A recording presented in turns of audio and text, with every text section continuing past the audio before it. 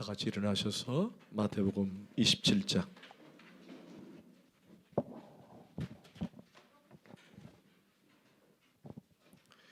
우리 1절과 2절만 함께 합독을 하시겠습니다. 시작. 새벽에 모든 대제사장과 백성의 장로들이 예수를 죽이려 함께 의논하고 결박하여 끌고 가서 총독 빌라도에게 넘겨주니라. 아멘. 자리에 앉겠습니다.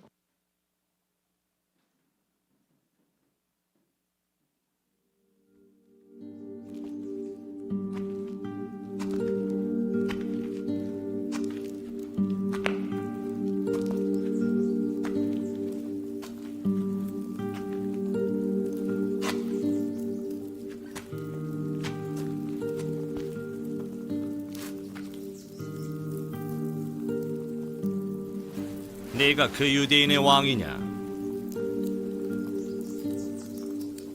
너 스스로 그리 칭하는 것이냐? 다른 사람들이 그리 말하는 것을 들은 것이냐?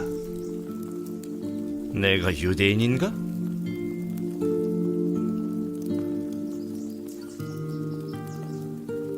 네 나라 사람과 대제사장들이 너를 내게 넘겼느니라. 너는 무슨 일을 했느냐? 내 왕국은 이 세상에 속한 것이 아니니라. 이 세상에 속한 것이었다면 내 백성이 싸워서 나를 유대인들에게 넘기지 아니하였으리라. 그럼 너는 왕이냐? 네가 말했듯 나는 왕이니라. 나는 이를 위해 태어났으며 이를 위해 세상에 왔나니 곧 진리를 증언하려 함이라. 무릇 진리에 속한 사람은 내 음성을 듣느니라.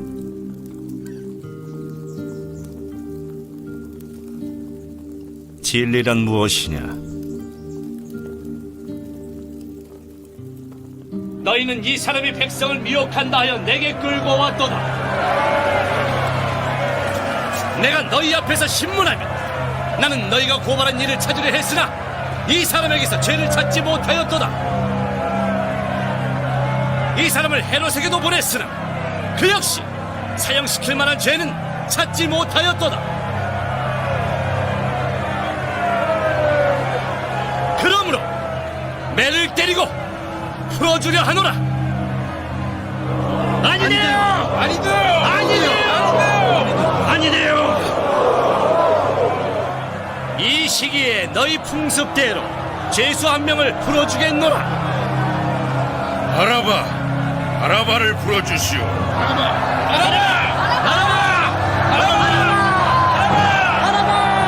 그럼 그리스도라 하는 예수는 어떻게 하기를 바라느냐? 십자가에 못 박으시오.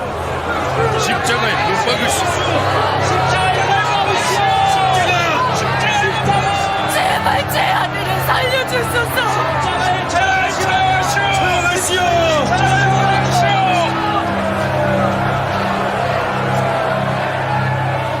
이 사람의 피에 관하여 나는 무죄하니 너희가 감당하라.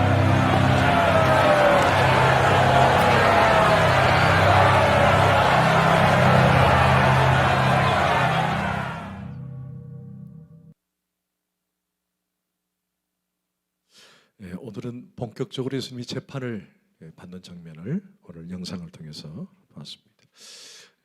우리가 보통 이 기간을 사순절 기간이라고 얘기를 합니다. 사순절은 예수님이 부활하시기 전 40일을 얘기합니다. 특별히 사순절 기간 통해서 예수님께서 이 땅 가운데 우리를 위해서 구원의 놀라운 사랑을 베풀었던 그 일들을 기억하고 또 기념하는 그런 절기입니다. 특별히 뭐 사순절이라 그래서 너무 지나친 그 우울감이라든지 고난에 참여한다 그래서 자기를 금욕을 한다든지 하는 그런 행위가 아니라 하나님의 사랑을 한 번 더 깊이 있게 묵상하는 그 기간을 사순절입니다. 그래서 이번 이 사순절 기간 동안에는 하나님이 나를 위해서 어떻게 사랑하셨는지를 좀 더 깊이 있게 묵상하고 이제 고난 주간이 되면 좀 더 깊이 있게 그분의 고난에 동참하는 그런 시간을 보내게 될 것입니다. 오늘은 예수님의 그 재판 과정을 오늘 우리가 한번 보게 될 것입니다. 여러분 1절을 한번 읽었지만 다시 한번 보실까요? 시작. 백성의 장로들이 예수를 죽이려고 함께 의논했다. 자, 예수님의 재판은 그야말로 지금법이나 당시법이나 전혀 법에 맞지 않는 그런 재판이었다라는 것을 우리가 확인할 수 있습니다. 한마디로 이 재판은 매우 모순적인 재판이었다. 그 이유가 뭐냐? 먼저 공정한 재판이면은 여러분 우리가 무죄 추정의 원칙에 따라서 죄를 단정짓고 결과를 단정짓고 재판을 하는 일은 없어야 되는데 이들은 오늘 본문에서 보면은 1절에 보니까 예수를 죽이려고 함께 의논하고 이미 작정을 했다라는 겁니다. 이미 결론을 내린 거예요. 재판에 사실 별 의미가 없죠. 재판에 별 의미가 없습니다. 이미 예수를 죽이려고 작정하고 재판을 진행하고 있다라는 거예요. 이것은 잘못된 재판이다, 잘못된 신문이다라고 말할 수 있습니다. 또 하나는 본문 1절에서 시작되는 것에 새벽이라고 하는 단어를 썼습니다. 여러분 새벽에 재판이 이루어지는 걸 보셨나요? 안 되죠? 새벽이 이루어지지 않습니다. 새벽이 이루어지는 말은 왜 새벽에 밤이나 새벽이나 재판을 하지 않도록 되어 있느냐? 아무래도 밤과 새벽에는 감정에 치우치기 때문에 그렇습니다. 원래는 재판은 이성적으로 해야 되는 거예요. 냉정하게. 그런데 밤에 하면 아무래도 감정에 치울 수 있기 때문에 밤에 하지 않습니다. 그러면 왜 그들은 이런 새벽에 했을까? 이유는 하나죠. 지난주에 말씀드린 것처럼 낮에 할 경우에 군중들이 밀란을 일으킬까 봐. 그래서 밤에 심판을 하는데 이것은 분명히 잘못된 것이다라고 합니다. 또 이 기간을 우리는 유월절 기간이라 그래요. 여러분 유월절 기간은 유대인들에게 있어서 특별한 기간입니다. 여러분 아신 것처럼 유월절은 구원받은 날이에요. 그렇죠? 구원받은 날. 여러분 구원받은 날 사람을 죽일 수 있을까요? 안 되죠. 그래서 유월절은 아무리 극악무도한 사람이라고 할지라도 재판을 열지는 않습니다.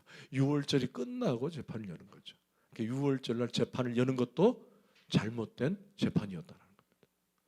그뿐만 아니라 오늘 여러분 보시면 알겠지만 영상은 이렇게 나왔지만 예수님을 빌라도 법정 뜰 안으로 넣어놓고 이들은 뜰 밖에서 신문을 합니다.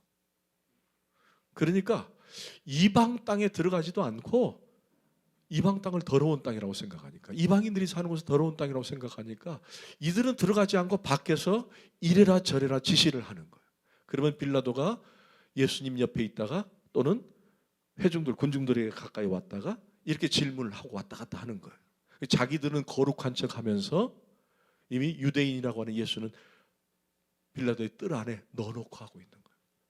자기들은 율법을 잘 지킨다고 하면서 예수님은 율법을 어기게끔 만드는 이런 문제가 있었던 그런 심판이었습니다. 자, 2절을 보십시다. 자, 이런 만점으로 한번 봤으면 좋겠어요. 결박하여 끌고 가서 총독 빌라도에게 넘겨줬다. 누구에게 넘겨줬다고요? 빌라도에게 넘겨줬다. 빌라도라는 이름은 창을 가진 자라는 뜻입니다. 창을 가진 자. 제가 한번 그런 질문을 받았어요. 목사님 왜 우리 교회에서는 사도신경을 하지 않습니까? 저도 원래는 사도신경을 했던 그런 교단에서 자랐습니다.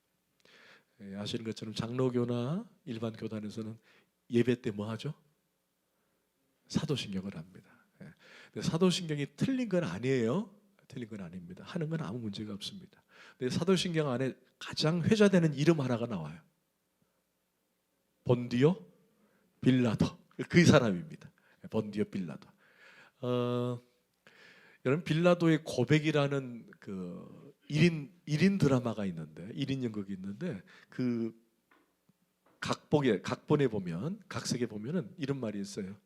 내 이름을 사도신경에서 빼달라.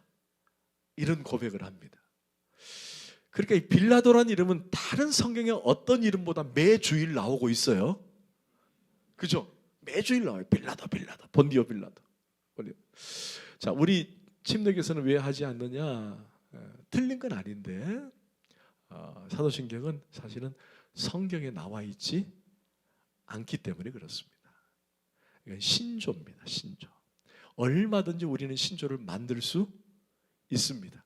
그리고 우리끼리 고백할 수 있습니다. 그런데 침례교 정신은 성경을 중심으로 한 성경 정신이기 때문에 여러분 개인적으로 고백할 수는 있지만 우리가 공동체 안에서 인간이 고하는 신조를 읊조리거나 외울 수는 없다. 그래서 우리 침례 교단에서는 사용하지는 않습니다. 그런데 침례교에서 사용하는 교회도 있습니다. 이 말은 틀리다는 게 아니에요. 다만 이 목사님이 이런 취지로 설명해서 하지 않겠습니다라고 하는 그런 의미니까 여러분 이해하시고 얼마든지 여러분 외우셔도 됩니다. 다 내용이 다 좋기 때문에 그래요. 근데 거기 이제 빌라도라는 이름이 나오죠. 이 빌라도는 창을 던진 자입니다. 아마도 창을 잘 던졌던 인물이 아닌가 그렇게 됩니다. 빌라도에서 잠깐만 설명을 하고 본문으로 넘어가겠습니다. 지금은 이 땅이 유대 땅입니다. 그런데 유대는 누구로부터 지배를 받고 있었냐면 로마로부터 지배를 받고 있었습니다. 우리 옛날 일제 시대를 생각하시면 됩니다. 로마로부터 지배를 받았는데 여러분 로마로부터 지배를 받으면 거기에 파견된 총독이 있어야 됩니다. 근데 5번째 총독이 바로 이 빌라도입니다. 보통 5년을 주기로 바뀝니다. 5년을 주기로. 그런데 어찌된 일인지 이 총독 빌라도는 10년을 제의합니다. 10년간. 그 이유는 뭘까요? 능력이 있어서 그랬을까요? 아니면 능력이 없어서 그랬을까요? 보통 5년마다 바뀌는데 10년마다 바뀌었습니다. 10년에 이제 10년간 제의를 했습니다. 능력이 있어서가 아니라 능력이 없어서 그랬습니다. 빌라도는 사실 능력이 없는 사람이었어요. 이때 당시 황제가 칼리큘라라고 하는 황제였습니다. 아주 극악무도한 황제였죠. 이분이 제의할 때 이 총독으로 파견을 받은 사람이에요. 유대 역사가 요세푸스라고 하는 사람이 이 사람에 대해서 평을 썼는데 이 사람은 잔인한 총독이었다 그렇게 설명합니다. 잔인한 총독이뿐만 아니라 로마 황제에게는 매우 아부하고 유대인들이 환심을 사기 위해서 높은 벼슬아치 있는 사람들에게도 동일하게 아부하는 그런 사람이었다. 자기 출세에 매우 민감한 사람이었다라고 합니다. 그래서 자기 출세에 아주 민감한 사람인데 10년을 했으니까 그만큼 능력이 없었다는 거예요. 결국 이 사람은 사마리아 사람들을 학살을 합니다. 로마의 허가를 받지 않고. 여러분 예루살렘 위에 조금만 올라가면 사마리아라는 땅이 있어요. 그 땅 사람들을 학살을 합니다. 그 학살 때문에 로마 황제로부터 소환장을 받습니다. 소환장을 받고 가는 길에 스스로 자살해서 죽습니다. 자살 죽습니다. 이때 당시에 유대는 로마 속국이었기 때문에 모든 판결은 로마 총독으로부터 받게 되는 거예요. 그러니까 사형 판결이기 때문에 더 집행관인 로마 총독으로밖에 받을 수가 없었던 것입니다. 그래서 대제사장들이 이미 죽이기로 작정하고 빌라도에게 이제 재판을 받는데 형식적인 재판을 받으려고 하는 거예요. 그러니까 한마디로 여러분들 이 성경 그 영상에도 봤지만은 이미 제사장들은 이미 서기관들이나 바리새인들은 다 예수를 죽이기로 작정했으니까 이미 예수는 죽는 거예요. 작정하고 들어가는 거예요. 빌라도는 사실 형식이죠. 형식입니다. 여러분 11절로 건너뛰읍시다. 시작. 예수께서 총독 앞에 섰음에 총독이 물으되 네가 유대인의 왕이냐? 예수께서 대답하시되 네 말이 옳도다. 이 신문 과정과 당시 유대의 상황을 담은 문서가 지금은 트리키에라고 말하지만 옛날은 터키에서 발견이 됐다고 합니다. 그 상황을 발견이 됐는데 그 상황에 의하면은 이 로마 총독 빌라도가 매우 그때 시대적 상황이 매우 위급했다라고 설명을 합니다.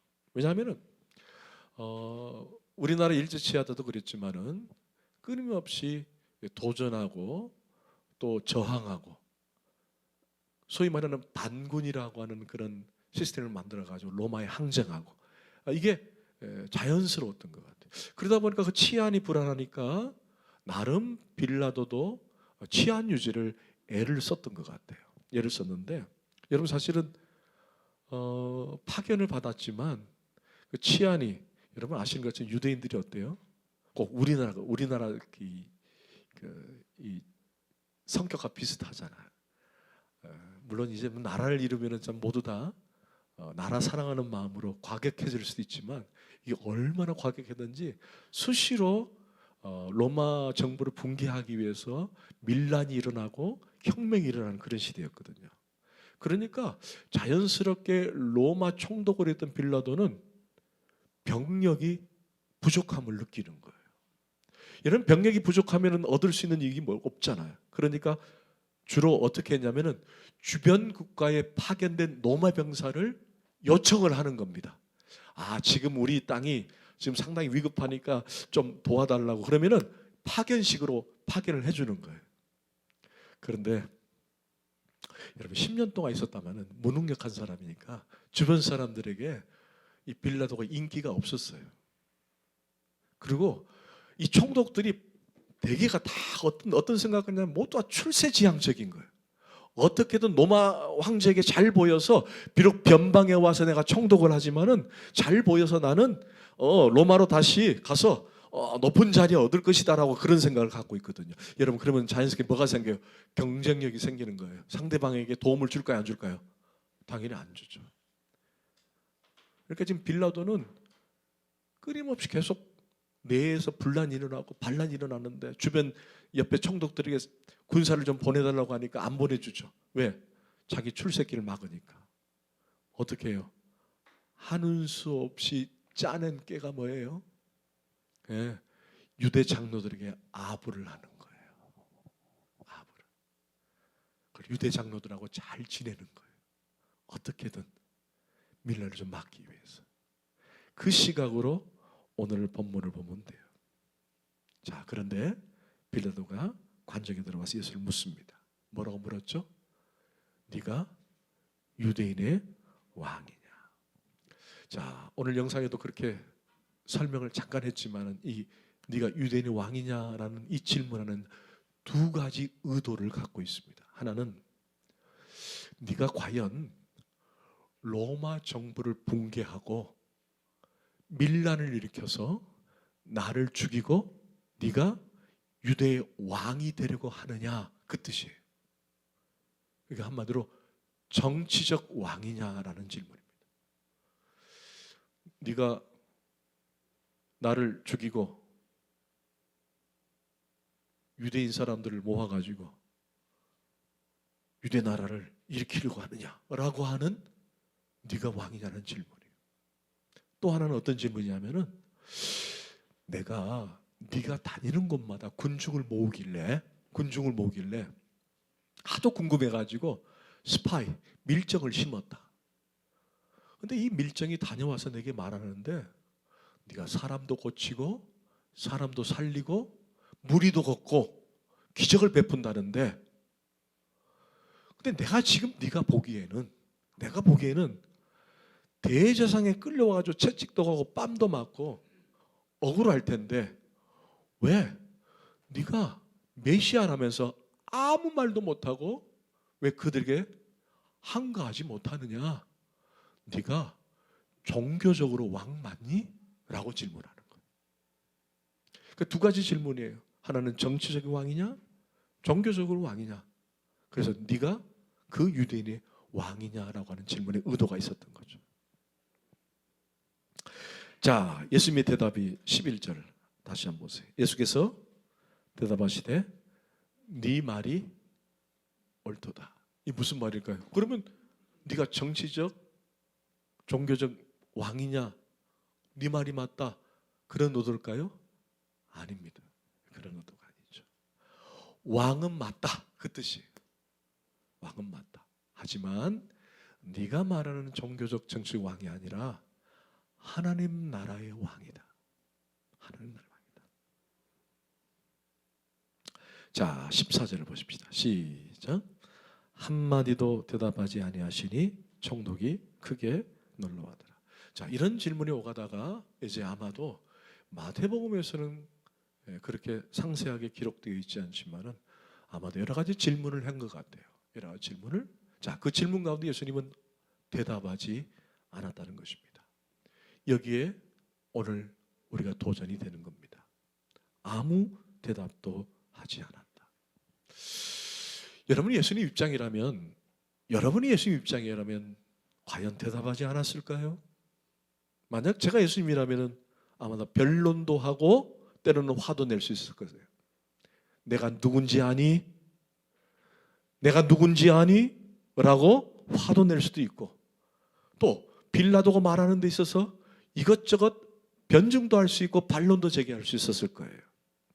심지어 빌라도가 여기 가서 대제사장에 묻고 돌아오면 다시 물을 텐데 거기에 대해서 대제사장이 뭐라고 말했으니까 나는 이렇게 말한다라고 말할 수 있었을 거예요. 그러나 예수님은 오늘 본문에 대답하지 않았다라고 되어 있습니다. 왜 그랬을까라는 겁니다. 예수님은 화도 낼 수 있고 반론도 할 수 있는데 왜 그랬을까? 왜 말씀 안 했을까?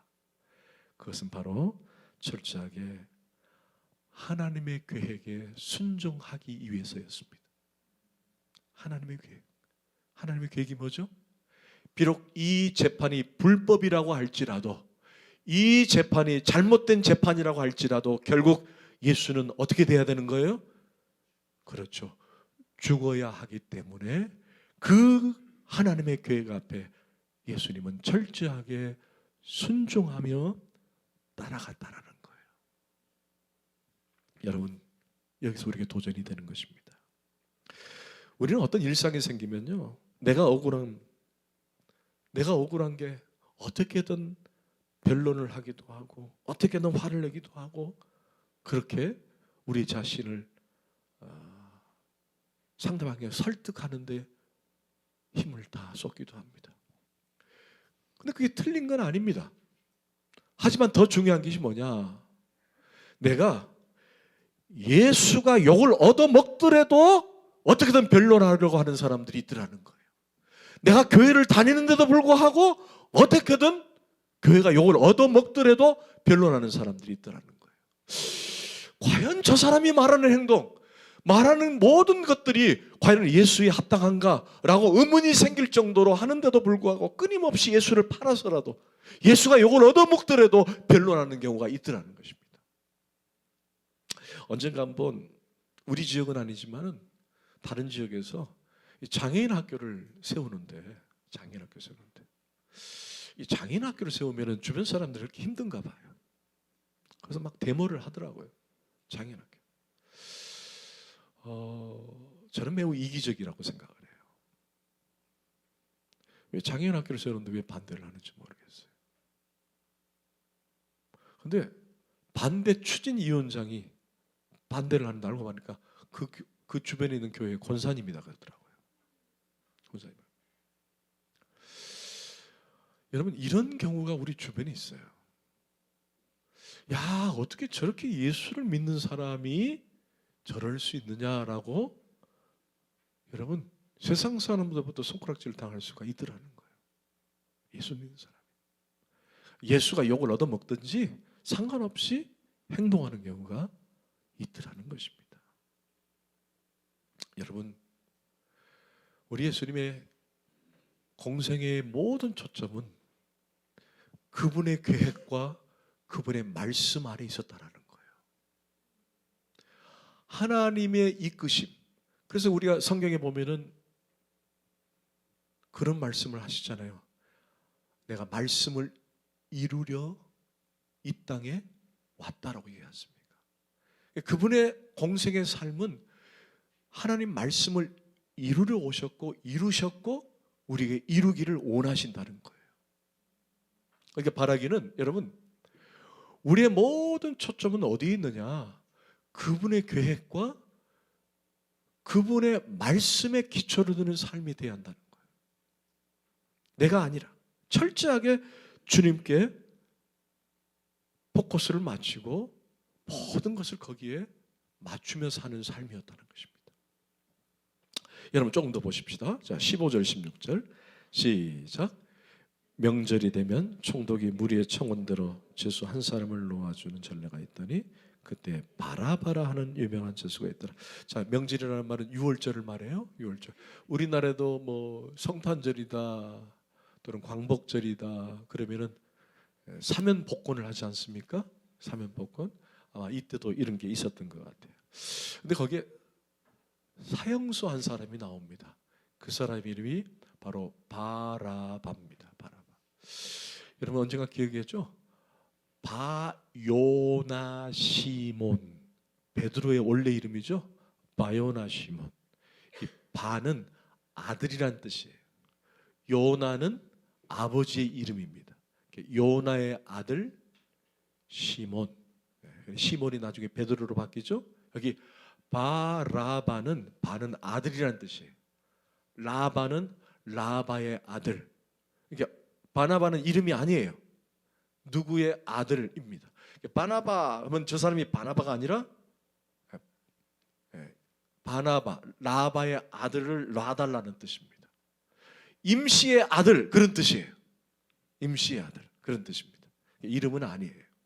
자, 근데 이 사람은 어떤 사람이냐? 열심당원이에요. 열심당원.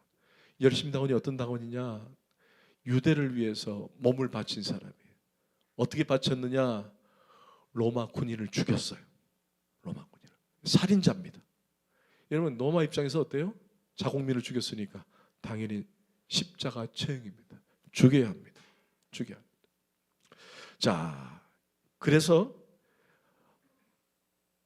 백성들이 바라바를 놔달라고 합니다. 21절 시작. 총독이 대답하여 이르되 둘 중에 누구를 너에게 놓아주기를 원하느냐? 이르되 바라바라. 누구를 놓아주라고요? 바라바다. 결국에 바라바를 놓아줍니다. 여러분 왜 갑자기 이들은 바뀌었을까요?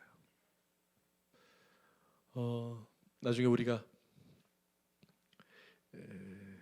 매일 성경 큐티를 아마 이번 주 돌아온 주부터 이제 보게 될 것인데 저희 본문은 좀 일찍 조금 앞섭니다만은 나중에 이제 종료주일이 돼가지고 예수께서 나귀를 타고 예루살렘으로 입성할 때 많은 사람들이 종려나무 가지를 흔들어댑니다. 그 사람들이 지금 뭐라고 말하냐면 바나바를 놔주라고 얘기해요. 그러니까 그 전에는 예수를 높였지만 결국에는 바나바를 놔달라고 합니다. 누구 쪽이에요 지금 이 사람들이? 바나바 쪽이에요. 그 전에는 누구였죠?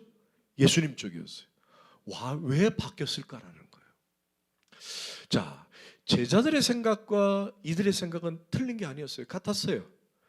메시아를 보는 시각, 예수님에 대해서 어떤 시각을 가졌냐 하면 말 그대로 정치적 메시아로 봤던 거예요. 예수가 오면은 로마의 압제로부터 우리를 해방시켜주고 예수가 오면은 로마로부터 우리를 살려줄 것이다. 경제든 정치든 모든 것이 자유하고 이제는 행복해질 것이라고 생각했는데 가만히 보니까 예수가 잡혀가지고 아무 말도 안 하고 그냥 도살장에 끌려간 어린 양처럼 아무 말도 안 하고 그냥 지나가니까 무기력한 사람, 무능한 사람으로 본 거예요. 여러분 생각해 보세요. 그들은 예수를 뭘로 알았을까요? 슈퍼맨으로 아는 거예요. 슈퍼맨. 아이언맨으로 안 거예요. 적어도 그 정도로 될 줄 알았는데 전혀 예수가 슈퍼맨도 안 하고 아무것도 안 하는 거예요. 묵묵하게 재판만 받고 있는 거예요. 여러분 기분이 얼마나 나빴을까요? 근데 이들만 그런 것이 아니라 그곳에 있었던 제자들도 마찬가지예요. 제자들 뿔뿔이 흩었지만 아마 재판 과정에서 멀리서 보고 있었을 거예요. 그때 그들이 갖는 생각이 어떻을까? 아마 이랬을 것 같아요. 내가 지금까지 알고 있었던 스승 맞아? 그죠? 내가 알고 있던 스승은 기적을 베풀었잖아요. 그죠?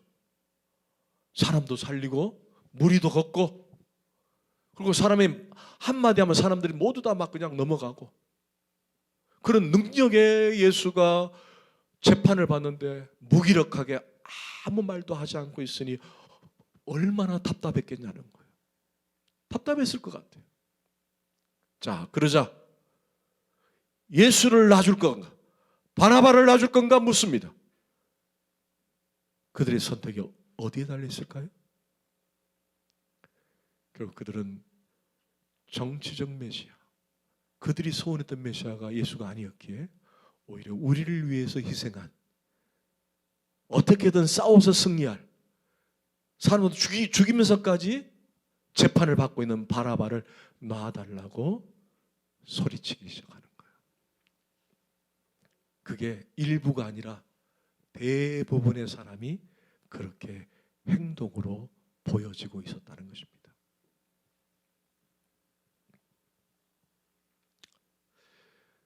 저는 민주주의를 참 좋아합니다. 아마 여러분들도 같은 생각일 거예요. 이런 민주주의의 꽃이 뭐예요? 민주주의 꽃. 그렇죠. 투표입니다. 투표의 그 원리는 다수입니다. 여러분, 다수의 이 논리 과연 맞다고 볼 수 있을까요? 다수가 다 찬성하니까 그것이 옳다라고 말할 수 있을까요? 여러분, 민주주의의 가치는 투표인데 다수의 원리입니다. 이건 보편적 가치입니다. 이건 존중돼야 합니다. 그러나 거기에 함정이 있습니다. 다수의 의견이 맞다고 해도 그것이 틀릴 수가 있다는 함정이에요. 그러니까 우리가 이 시대에 살면서 시대적 정신이 중요합니다. 사람들이 한쪽으로 팍 쏠리면은 나도 거기에 쏠리는 경우가 있어요. 그래서 그것이 맞다라고 생각하면 또 함께 맞아라고 얘기합니다. 그 기준이 다수의 원리예요. 많은 사람들이 맞다라고 하면 또 따라가서 맞다고 얘기합니다. 그럼 냉정하게 생각해 보세요. 과연 그것이 맞을까? 다수는 보편적 가치는 맞지만 그것은 완전할 수는 없다라는 겁니다.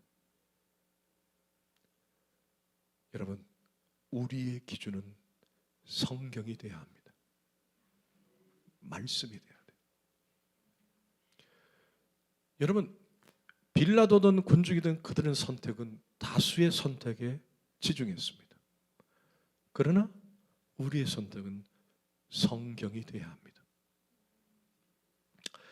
요즘 차별금지법이 지금 나오고 있어요. 지금 목사님들이 1인 시위를 국회에서 막 하고 있습니다. 여러분, 차별금지법의 주된 반대 요건이 뭔지 아시죠? 동성애자들에 대한 차별을 금지하는 것입니다. 여러분, 그거 아세요? 오래전에 동성애 커플 찬성에 대한 여론을 조사했는데 고작 5%도 안 됐습니다. 5%도 안 됐어요. 옛날에는 예수 믿지 않는 사람들조차도 동성애를 반대했습니다. 그런데 그들이 퀴어 축제를 하면서 자꾸 노출하기 시작했어요. 그리고 막 투쟁을 했습니다. 그러자 사람들이 인식이 자꾸 바뀌기 시작을 해요. 어떻게 바뀌었을까요? 나는 반대를 하는데, 나는 동성애는 아닌데 저들이 저토록 죽을 정도로 사랑을 하는데 그냥 봐주면 어떨까라고 하는 인식이 바뀌기 시작하는 거예요. 여러분, 놀랍게도 지금 전 국민의 동성애 결혼, 동성애 커플 합법화에 대해서 49%가 찬성을 하고 있어요. 이제 50% 넘으면요, 법적으로 지금 추진해도 아무 문제가 없어요. 심각합니다. 지금 여론이 그렇게 돌아가고 있어요.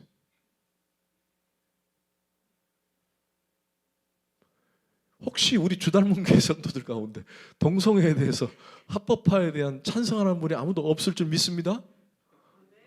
아멘. 그럼 묻겠습니다. 그 기준이 어디 있어요?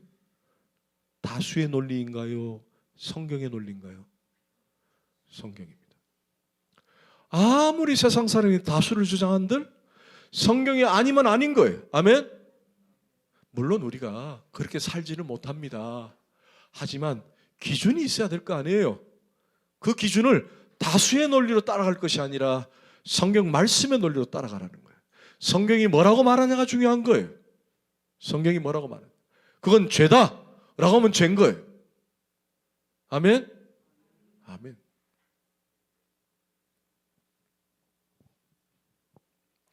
여러분 성경 역사를 보세요. 노아가 방주를 만들 때 많은 사람들이, 대부분의 사람들이 장가가고 시집가면서 노아 방주에 대해서 비방을 했어요. 이거 좀 방주를 만들어. 지금 하늘이 너무나 맑고 좋은데 비가 오지도 않는데. 비가 안 왔어요. 그래서 사람들은 장가가고 시집가고 먹고 마시고 놀았어요. 사람들이 비아냥거리는 거예요. 무슨 방주를 산 위에 만들어. 만들려면 저 바닷가에 만들어야지. 비아냥거렸습니다. 다수가 비아냥거렸다는 거예요. 결국에는 하나님은 노아의 손을 들어주십니다. 그리고 물로 심판하시죠. 여러분, 우리가 예수 믿는 사람들이 참 많이 당하는 게 그거예요. 예수 믿는 사람은 왜 저렇게 사는지 모르겠다. 응? 봐라, 세상 사람 저렇게 사는데 너들 조금만 예수를 저렇게 믿을 필요 있겠는가? 비아냥거릴 때도 있더라는 거예요. 여기에 혹시 영상이 기억난지 모르겠지만은 빌라도가 뭐라고 질문하면은 네가 말하는 진리가 뭐냐고 물어요. 빌라도가. 나오죠 아까? 진리가 뭐냐? 그러면 빌라도가 진리가 뭐냐고 묻는 것은 진리에 대한 철학을 물은 게 아니에요. 네가 말하는 그 진리에 대해서 나에게 설파를 해봐라, 그런 뜻이 아니에요. 빌라도의 말은 무슨 말이면 그 진리가 밥 먹여주냐라, 그 뜻이에요. 진리가 밥 먹여주냐? 그 뜻이에요. 예수가 밥 먹여주냐? 교회가 밥 먹여주냐? 그 뜻이에요. 여러분, 세상 사람 논리는 그거예요. 예수가 밥 먹여주더냐? 네 교회 다닌다고? 에이구, 뭘 교회 다녀? 교회 다니지 마. 무슨 예수를 믿어? 무슨 기도를 해? 하지 마. 여러분, 그게 논리예요. 그 논리입니다.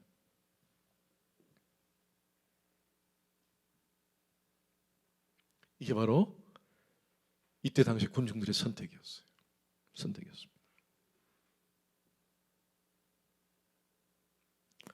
근데 성경은 뭐라고 말했나 볼까요? 고린도서 1장 20절 말씀. 시작. 하나님의 약속은 얼마든지 그리스도 안에서 이해가 되니 그런즉 그로 말미암아 우리가 아멘하여 하나님께 영광을 아멘. 그리스도 안에서 뭐가 됐다고요? 예스가 됐다는 거예요. 여러분, 그리스도 안에서 예스가 되면 누구를 향한 예스예요? 그리스도를 향한 예스예요. 예라는 말은 그리스도예요. 그리스도가 우리의 예가 된다는 겁니다. 예스가 된다는 거예요. 예스 그리스도. 예스 그리스도. 그리스도가 예스라는 얘기예요. 여러분의 기준에, 여러분의 선택에 다수가 여러분들에게 다수를 선택을 요청하고 요구한다 할지라도 나는 예수면 예수입니다라고 고백할 수 있어야 되는 거예요. 예수가 예수입니다. 예수. 그게 우리의 기준이에요. 그게 선택이에요. 우리가 한 주간 살면서 얼마나 많은 요구들을 우리가 당합니까? 이거 해라, 저거 해라. 우리는 그것 때문에 많이 넘어지기도 하고 또 타협하기도 하지 않습니까? 그럴 때 우리 오늘 이 말씀을 기억하는 거예요. 그리스도가 이해가 된다. Yes, Jesus. 그리스도가 되는 거예요. 그리스도가 답이 되는 거예요. 여러분, 조금만 더 봐요. 26절 본문 시작. 이에 바라바는 그들에게 놓아주고 예수는 채찍질하고 십자가에 못 박히게 넘겨주더라. 결국 빌라도는 민중의 요구를 들어줍니다. 빌라도 입장에서는 정치인이기 때문에 당연히 들어준 것처럼 보여집니다. 그리고 나중에는 빌라도는 뭐라고 말하느냐? 나에게는 죄가 없다. 그리고 손을 씻습니다.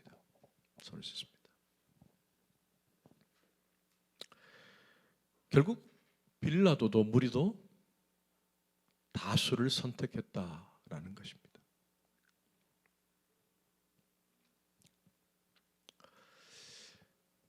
사랑하는 성도 여러분, 오늘 예수님의 십자가 심판에 대한, 재판에 대한 얘기를 쭉 들으면서 여러분 나름의 도전이 되었고 감동이 되는 것도 있었을 것입니다. 저는 이 본문을 함께 해석을 하면서 도대체 내가 여러분들에게 어떤 메시지를 좀 던져줄까, 어떤 도전을 줄까 하는 기도를 했어요. 오늘 본문에서 뭘 여러분과 나누고 싶을까?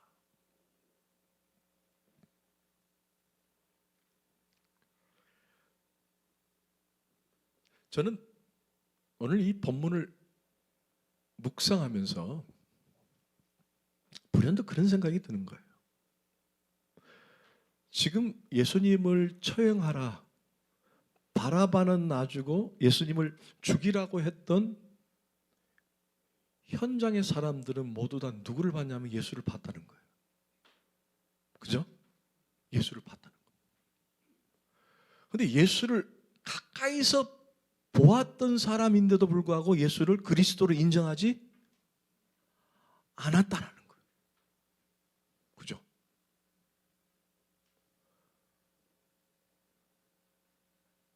여러분, 두 강도도 그렇고 여기 재판하는 빌라도도 그렇고 그리고 예수를 죽이고 바라바를 놔주라고 하는 대제사장도 그렇고 또 거기에 찬성하는 군중도 그렇고 예수를 직접 목격했음에도 불구하고 그 예수를 그리스도로 인정하지 않았다는 거. 그런데 나는 아니더라는 거예요. 나는 그분을 보지도 않았어요. 나는 그분 곁에 있지도 않았어요. 그런데 웬걸 나는 그분을 그리스도라고 고백하고 있다는 거예요. 이게 왜 가능할까요? 만약에 2000년 전에 제가 태어났다면 또 모르겠지만 그거는 가설이고 상상이지만 현실적으로 봤을 때 나는 2000 후에 태어난 나는 왜 어떻게 해서 예수를 나의 구세주로 나의 구주로 영접하게 됐을까?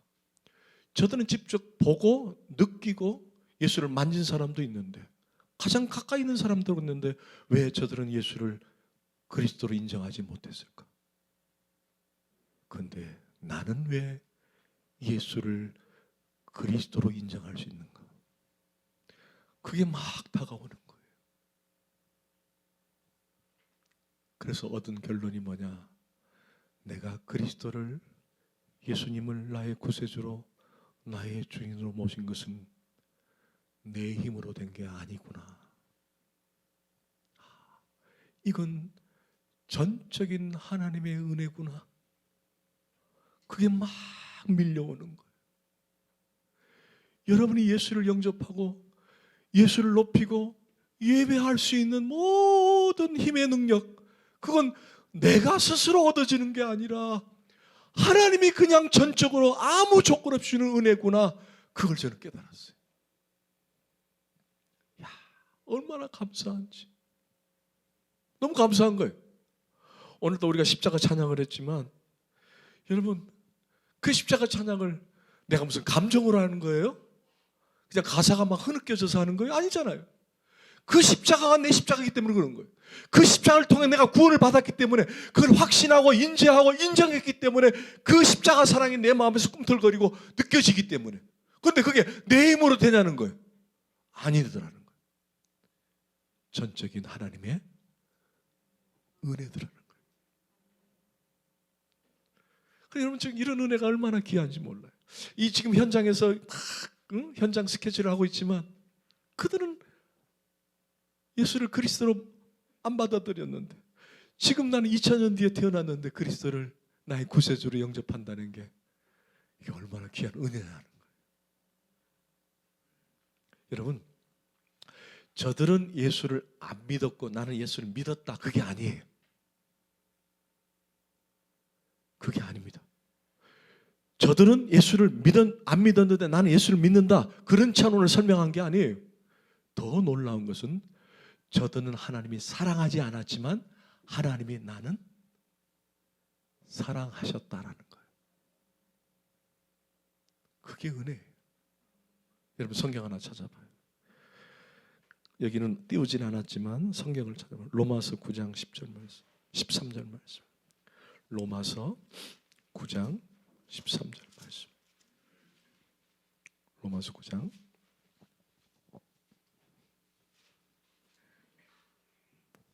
로마서 9장 9장 9장 13절 시작. 기록된 바 내가 야곱은 사랑하고 에서는 미워한다. 아멘. 이것은 하나님께서 폭넓은 사랑, 조건 없는 사랑을 얘기하는 게 아닙니다. 이건 구원에 관한 얘기예요. 야곱은 구원했지만 에서는 구원을 못 받았다. 구원에 대한 얘기예요. 그걸 뭘로 표현하냐? 사랑으로 표현하고 있는 거예요. 여러분, 구원 못 받은 게 초점을 맞추면 안 됩니다. 네? 저 사람 왜 구원 못 받습니까? 저 사람 왜 구원하지 못합니까? 왜 이순신은 구원하지 못했습니까? 김정은이 왜 구원하지 못했는가? 거기에 초점 맞출 필요는 없어요, 여러분들. 중요한 건 뭐예요? 나입니다. 나를 구원하신 것, 나를 사랑하시는 것. 오늘 이 본문을 우리가 보면서 그걸 좀 깨달았으면 좋겠어요. 저들은 예수 그리스도를 알아보지 못했지만 나는 그리스도를 알아봤는데 그것이 내 힘이 아니라 전적인 하나님의 은혜요, 나를 향한 사랑이었다. 오늘 본문에는 이것을 우리에게 보여준다고 봅니다. 그렇다면 여러분이 그 힘으로 사셔야 됩니다. 아니, 이걸 깨달았다면 그 힘으로 사셔야죠. 이제 한 주간 살면서 여러 일들을 경험하고 어떤 일을 만날 때마다 그래, 나를 하나님이 어떤 조건으로 선택한 것이 아니라 전적으로 하나님의 은혜로 나를 선택하셨고 나를 사랑하신다는데 내가 여기서 주저앉을 것이 아니라 용기와 힘을 내야 되겠구나. 왜? 하나님이 나를 사랑하시니까. 여러분, 그게 답이 아니에요? 아멘? 그래서 낙심될 때, 힘들 때, 괴로울 때 포기하고 낙심하고 원망하고 그럴 게 아니라 하나님 감사합니다. 이 못난 죄인 사랑하셔서 구원해 주시니 감사합니다. 그 사랑에 힘입어서 힘을 낼게요. 힘을 낼게요. 그러면 하나님이 우리에게 한데 넉넉한 힘을 허락해 주시는 거예요. 기도하십시다.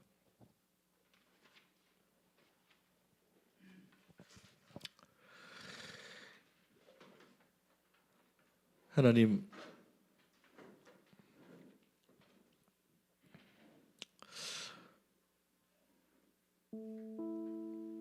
저들은 예수님이 가까이 있음에도 불구하고 깨닫지 못했습니다. 그리스도인지는 몰랐습니다. 다른 생각, 다른 마음 때문에 그랬을 것 같아요. 그런데 똑같은 시대, 비록 세월과 시간은 많이 흘렀지만 오히려 더 예수 믿기 어려운 이 시대에 살고 있는 나에게 예수 그리스도를 구세주로, 주인으로 고백할 수 있는 힘을 주시니 감사합니다. 하나님, 그 은혜로 살겠습니다. 그 능력으로 살겠습니다. 내게 더욱더 주의 힘을 주시옵소서. 예수 그리스도로 감사하며 기도합니다.